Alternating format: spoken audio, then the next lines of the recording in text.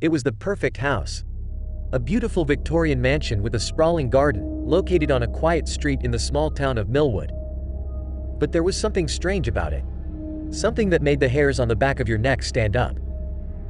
When the new owners, the Smiths, moved in, they were thrilled.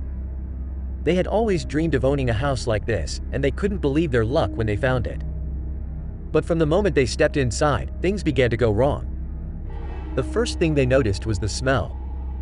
It was a musty, stale odor that seemed to linger no matter how much they aired the place out. Then there were the strange noises. Footsteps in the middle of the night, doors slamming shut on their own, and the sound of someone breathing in the darkness. At first, they tried to brush it off as their imagination, but as the days turned into weeks, the activity only intensified. The Smiths began to feel as though they were being watched, and the once beautiful house started to feel like a prison. One night, they decided to investigate. Armed with flashlights, they explored the dark, twisting hallways, trying to find the source of the noises. As they made their way deeper into the house, they heard a low growling sound coming from the basement. They hesitated, but curiosity got the better of them. Slowly, they made their way down the creaky stairs, their flashlights illuminating the way. When they reached the bottom, they found themselves in a small room with a single, rusted cage in the center. And inside the cage was a creature.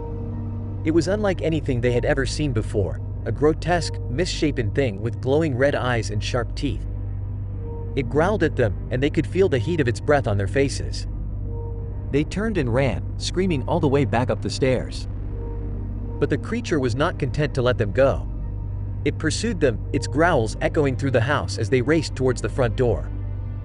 When they finally burst through the front door, they found themselves face to face with the townspeople. They had all come to see what was going on in the house on Blackwood Lane. And as the Smiths looked back at the house, they saw that the windows were glowing red, as though the very walls were on fire. The Smiths never returned to the house on Blackwood Lane, and it remained empty for years.